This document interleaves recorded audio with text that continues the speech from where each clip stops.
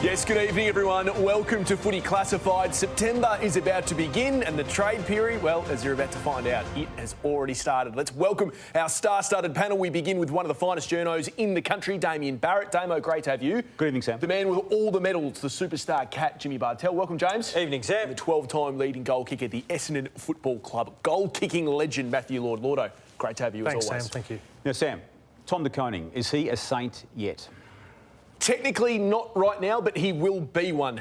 Damo, he has informed people around him that he will be joining the St Kilda Football Club, and he will officially tell that to Carlton during his exit meeting on Wednesday. The Blues have exit meetings starting tomorrow, going throughout the week. His individual one is on Wednesday, and he will inform Carlton that he will be joining the St Kilda Football Club on not a 7-year deal, but an 8-year deal in one of the biggest deals in free agency history.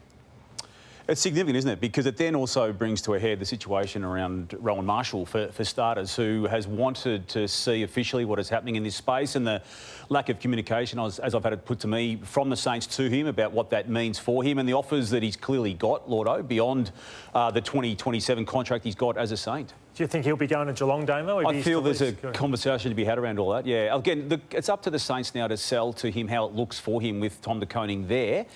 But there are offers and other clubs have seized upon this opportunity. He's got a decision to make himself. Contracted for 2 more years, but there is interest outside. It makes a lot of sense.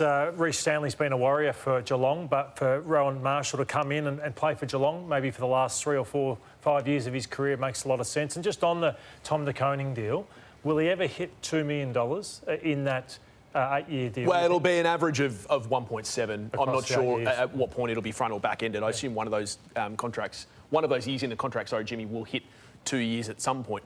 Your reaction, and to Damo's follow-up, if it was to be De Koning in, Marshall out, but given that they're not having to give anything for De Koning, how big a win for that is the Saints? Or how much do they improve, do you think?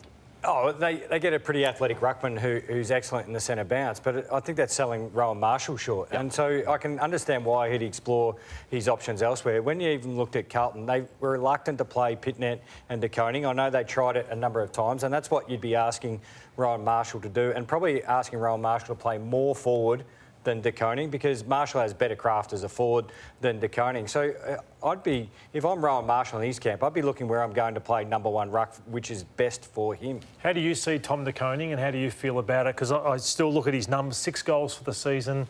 A lot of pressure going to be on him. He averages about 3 to 4 marks a game, and his disposal can be poor at times. So how do you see the deal with what St Kilda's getting? Well, you're paying for a lot of potential, and that is the case at the moment in AFL football. Our absolute best players aren't getting paid the best, and you can get paid more on potential. And he's got some serious room for improvement, which we hope he can do, because I want to see him do it. But he's got to improve his marking around the ground. Now, they've got to decide, are they going to play him like Darcy Cameron behind the ball, where he rolls back to centre-half back? Or are you going to ask him to push forward and actually impact the game by hitting the scoreboard? So he's still got plenty of room to grow in his game. OK, plenty more coming up on the trade space in Footy Classified throughout the rest of the year. Let's talk about the Western Bulldogs, who were the sad Sunday story, it must be said, of round 24. So, Lordy, on what side of the fence are you here? Because they've got Marcus Bontempelli, arguably the best player of the last 25 years. They've got Richards, who we know is a star this year.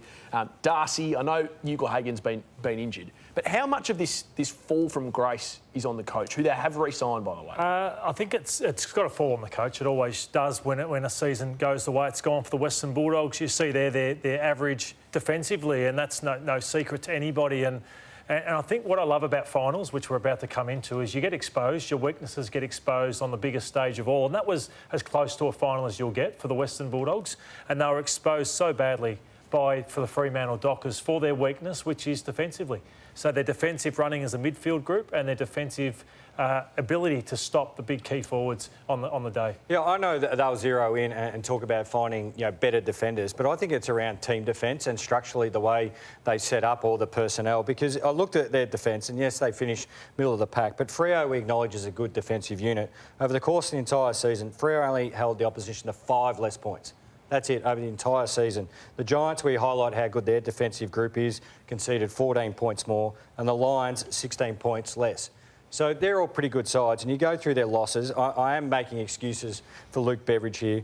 But these are the top 8 sides losses: 6 points, 16, 10, 21, 14, 22, 10, 11, 15. So a lot of losses though, Jimmy. Yeah, I know it is, but it's 7 losses out of those 9 games against those top 9 teams, Jimmy. Clearly noted, but all I'm saying is don't blow it completely up. I don't think they're that far away. We highlighted they were without Bont for 6 weeks, Darcy for 2 months, barely any Treloar All-Australian. Ugelhagen and Waitman they'd planned for different reasons not being there. Jones dropped off. So structure and personnel, they can make adjustments, and this can change really quickly for the Dogs. You talked about how you were a little bit worried about their defence, and you said that throughout the year. The coach lamented as much post-game. We haven't got a great pressure rating, and because of that aspect, we haven't been able to stifle the scoreability of the opposition. Definitely at times, the opposition key forwards have got a hold of us, so it is an area that we need to continue to focus on to improve and work with our current players who play there, and but perhaps look at whether or not there's an opportunity in the market there. So here is the vision from the weekend where they were well beaten. 9 goals between Tracy, or 11 goals if you include Jackson, Tracy, Amos, Voss, and then Jackson. So look at this. Rory Lobb's not a number 1. So O'Donnell you give a tick to for he improved, but Lobb across as the season wore on. Buslinger just hasn't proven that he's up to AFL level, subbed out again. Buku Khamis couldn't hold his spot. Liam Jones was unfit, injured, fell out of favour. Gardner came in for 1 week and gone. So I asked the question, is it Jack Silvani or is it Jack Silvani plus? Is that enough in your eyes to rectify what you're now observing and criticising? No, I'm looking for the number 1. I think Silvani's still a number 2 or 3, so Silvani would be fantastic as a number 2, 3, but I'm still looking at who's their Barras or who's their battle that's coming in to take down the big dogs. Their opponent on the weekend was aggressive, wasn't it, after quarter time? The way it played and scored 8 unanswered goals. They were aggressive during the week too. In his 6th season, Justin Longmuir has found need and good timings to get aggressive in his media conferences. Things are shaping up that you'll have to win next week to get into the finals. How do you think the players will handle? The pressure's on them as well, isn't it? Last time I checked, they've won 1 less game than us. Last time I checked, we're on the same amount of wins as Collingwood, who are sitting 4th. Oh, I reckon it's absolute bullshit, to be honest. We all love him inside the 4 walls. He cops it so much for unnecessary reasons. They tell us to move the ball quicker. They tell you all these other things, but then we win 1 game. They're all over us. They love us, and then we lose 1 game, and then he's the worst coach in the AFL again. So it's a load of bullshit, and we love what he's doing, and couldn't ask for a better coach. In some ways, this was arguably a missing link from the Dockers in the 6 years of Longmuir's coaching. He'd been reluctant to ever engage in that type of narrative and language and words outside of football. But it has worked with powerful effect this year, particularly in that game. It also happened earlier in the year when they took on Collingwood and won in a week in which he was also quite vocal. Yeah, and I love the edge. And they've only been critiqued because we look at the talent they got on the park. And when they do play with aggression, not only defence but attack, they can put goals on the opposition. As you mentioned, 8 unanswered goals. They did that to the Dogs early in the year. So when they do speed up their ball movement a touch, I know we're critical of it, they're such a good side.